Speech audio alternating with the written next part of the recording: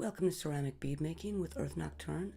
This is Freeform cut pendants where we'll be cutting out a variety of pendant shapes using knives and other cutting methods. So first we'll be simply drawing out a shape that we want to have in the shape of our pendant. With a ball tip tool I did that so I don't damage the clay too much or rip it apart. You see that I separate them before cutting them so I don't drag on the pendant next to it as I'm cutting. And I'm using a sharp X-Acto knife. Every time I cut, you'll notice that I pull the knife towards me. That way it doesn't drag as much and you get a nice clean cut. Even the clay scraps that you have after cutting out your pieces can be formed into pendants by just taking off a few of the sharper edges.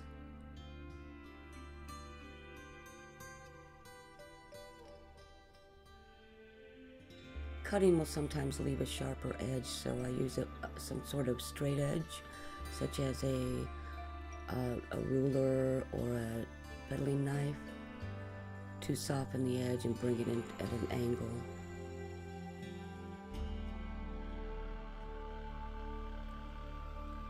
Using a knife allows you to make more complex cuts than you would be able to get with a commercial cutter, such as with making this lightning bolt, which was just drawn out first, and I'm cutting through leather hard clay, making sure not to cut too close to the other side.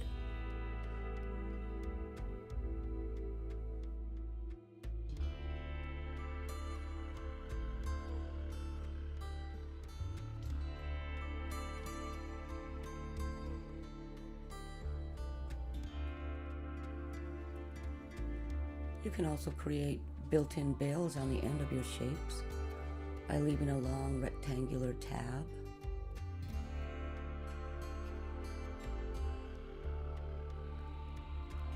This kind of bail, if you leave it the hole large enough on top, you can string the cord or chain directly through it without having to add a separate bail.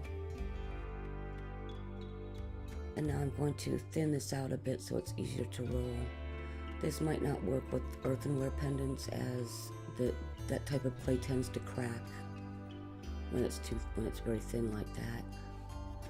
I'm just using a dowel to roll the top tab into a circular shape. You can use other tools with a straight edge or other drawing tools that you might have to also make the shape of your pendant.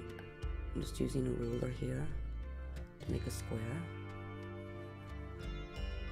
And there's many other different types of tools around the house that you might be able to use, or just found objects, such as this drain cover, something round.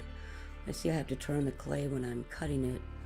If you have some sort of a banding wheel or a turntable, it will make cutting out circles much easier.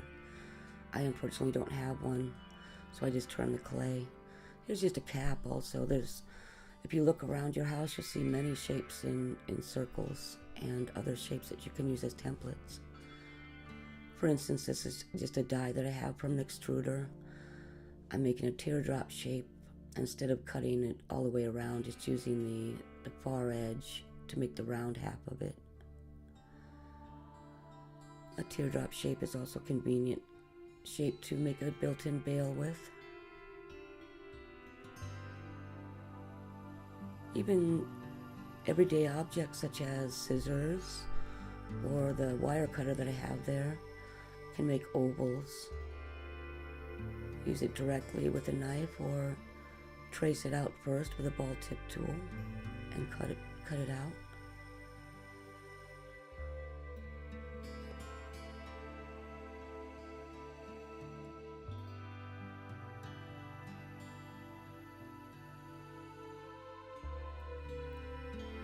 Another way of getting the shape you want, especially if you're going to be repeating it, is to simply draw out what it is you'd like to cut out and trace over it with your ball tip tool. I'll trim off the excess. When I have more intricate cuts or more complex cuts, I'll trim off the outer clay first so that you can get closer to the line.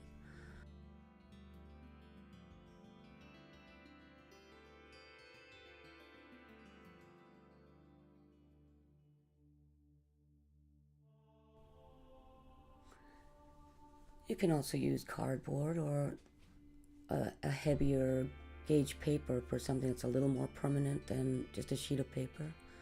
This is cut from a cereal box.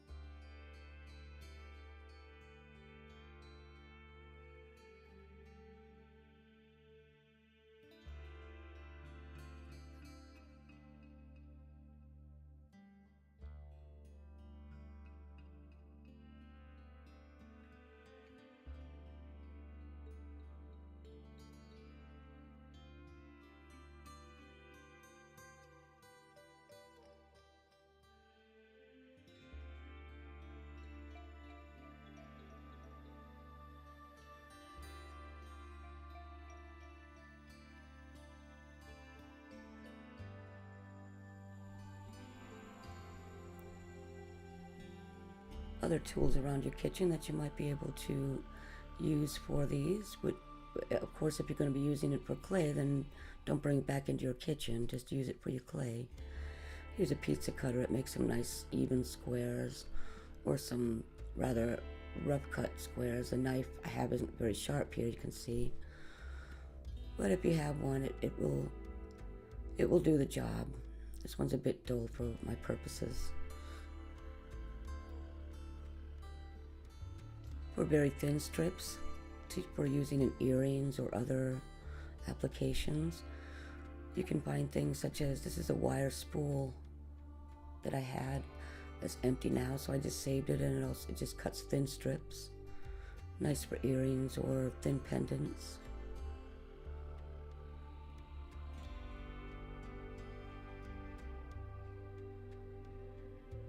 And also things like pizza or pasta cutter. It's one I got at the thrift store for a couple of dollars with a bunch of other cutters I had.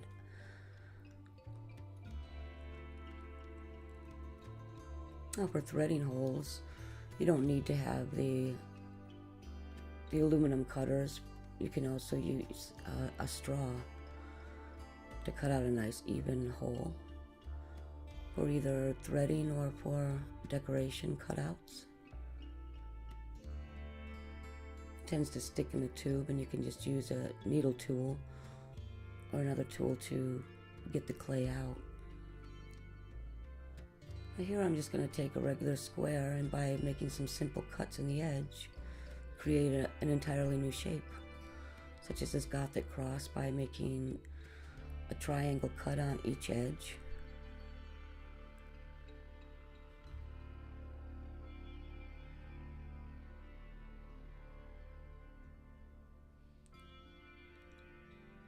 The clay here is approximately at leather hard. It's not too soft and not too dried out, just right about leather hard. Perfect for cutting a nice clean edge.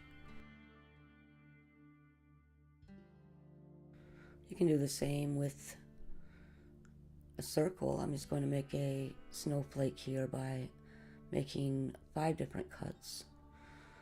Experiment with different shapes. You can draw them out first to see what you might get by cutting different shapes out of the edges. And experiment.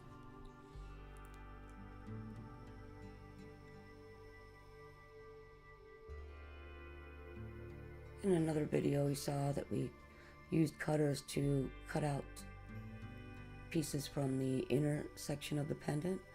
This can also be done with a sharp knife, such as an X-Acto. This is a little bit stiffer than leather hard. You can see it's quite hard to cut through. You want to go, it's more of a puncturing than it is cutting, I suppose. I'll always go over the lines twice before I try to take it out of there, so that it has a nice clean edge. And that will conclude our freeform cutting video. You can find the glazes and clays used in these pieces in Glaze Fire number 3 video. And next up, we'll be looking at our final way of forming, which is using an extruder for extrusions. Thanks for watching.